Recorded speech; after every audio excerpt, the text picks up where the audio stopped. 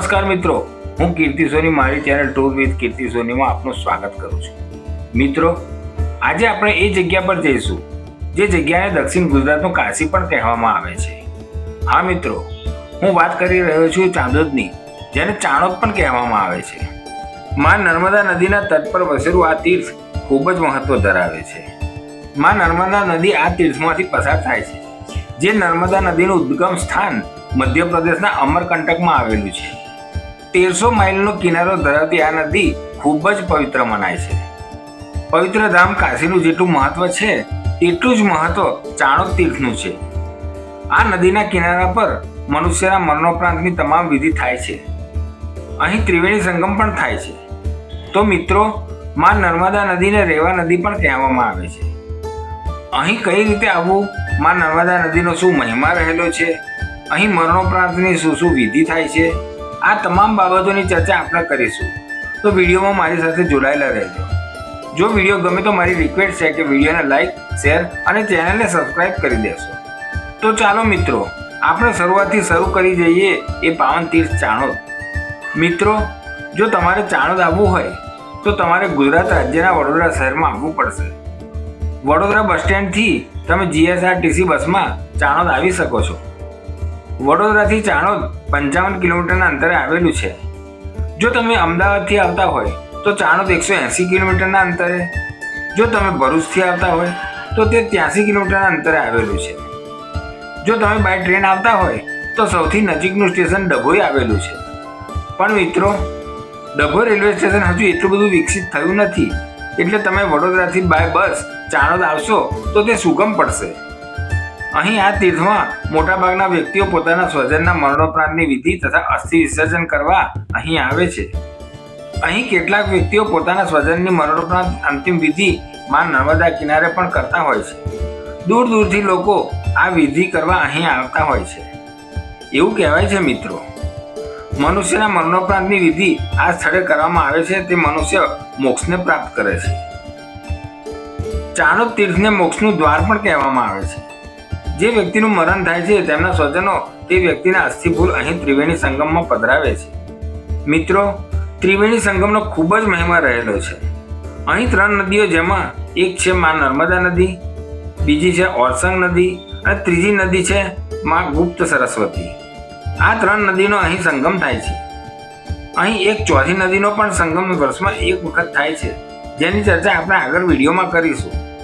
મિત્રો, ચાણોદ તીર્થમાં મરણોપરાંતની તમામ વિધિ જેવી કે સ્વજનોનો અગ્નિદાહ, મુંડન વિધિ, પિંડદાન, અસ્થિ વિસર્જન, કાળસર્પ દોષ વિધિ, ગ્રહણ દોષ વિધિ, નારાયણ બલિ, આ પ્રકારની અનેક વિધિ અહીં નર્મદા તટ પર થાય છે। અહીં મલ્હારરાવ ઘાટ પર આ બધી જ વિધિ થાય છે। તદુપરાંત અહીં તટ ઉપર બ્રાહ્મણો દ્વારા પંડાલ પણ બાંધવામાં આવેલા છે। ઘણા વ્યક્તિઓ અહીં પણ વિધિ કરાવતા હોય છે। સદગુરુદેવ કી જય। નમઃ પાર્વતી પતે હર હર મહાદેવ હર।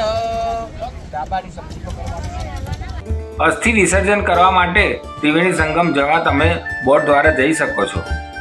બોટવાળા ત્રિવેણી સંગમમાં જવા વ્યક્તિ દીઠ 100નો ચાર્જ કરતા હોય છે।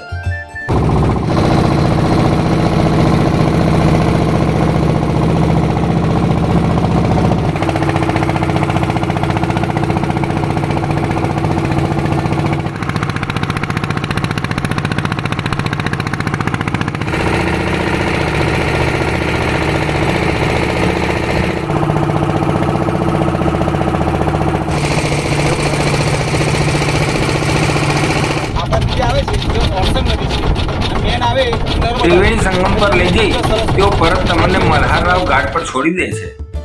હવે મિત્રો, વાત આવે છે એ ચોથી નદીની, જે માં નર્મદાને વર્ષમાં એક વખત મળે છે, અને તે છે માં ગંગા। હા મિત્રો, તમને આ જાણી આશ્ચર્ય જરૂર થયું હશે, પણ આ સત્ય છે। એવું કહેવાય છે મિત્રો કે સર્વ મનુષ્યના પાપ ધોનારી માં ગંગા પોતે પવિત્ર થવા માટે માં નર્મદાને વર્ષમાં એક વખત મળે છે। મિત્રો, માં ગંગા 10 દિવસ સુધી માં નર્મદા સાથે રહે છે। તો આ છે મિત્રો માં નર્મદા નદીની પવિત્રતા, જે 10 દિવસમાં માં ગંગા નદી માં નર્મદા નદી સાથે રહે છે તે દિવસ છે જેઠ સુદ એકમથી જેઠ સુદ દસમનો. આ દિવસો ગંગા દશેરાના નામે ઓળખાય છે. આ દિવસોમાં ચુંદડી મનોરથનો ઉત્સવ પણ અહીં ઉજવાય છે. આ દિવસે માં નર્મદા નદીમાં સ્નાન કરવાનો મોટો મહિમા રહેલો છે. આ દિવસમાં યાત્રિકોને ખૂબ જ ધસારો રહે છે. માં ગંગાના મેળાપથી માં નર્મદા ખૂબ જ ખીલી ઉઠે છે. મિત્રો, પેલી કહેવત છે ને કે ગંગામાં સ્નાન કરવાથી, જમનાનું પાન કરવાથી એટલે કે જમના જળ પીવાથી અને નર્મદાના માત્ર દર્શન કરવાથી મનુષ્ય પાપમુક્ત થાય છે. તો મિત્રો, જીવનમાં એક વખત અહીં જરૂર આવજો અને માં નર્મદા નદીમાં સ્નાન કરજો. માં નર્મદા નદી પોતાના બાળકોને કદી નિરાશ નથી કરતી. તો મિત્રો, આ હતી ચાણોદ તીર્થની સંપૂર્ણ જાણકારી. મને આશા છે કે મારી આ જાણકારી આપણને પસંદ આવી હશે. જો વિડીયો પસંદ આવી હોય તો વિડીયોને લાઈક, શેર અને ચેનલને સબસ્ક્રાઇબ જરૂર કરી દેશો, જેથી આ પ્રકારની નવી વિડીયોની નોટિફિકેશન આપ સુધી પહોંચે. નવી વિડીયોમાં નવા ડેસ્ટિનેશન અને નવી જાણકારી સાથે આપણે ફરી મળીશું. તમે તમારો અને તમારા પરિવારનો ખ્યાલ રાખજો. મારી વિડીયો જોવા બદલ આપનો ખૂબ ખૂબ આભાર. નમસ્કાર. જય નમામિ દેવી નર્મદે.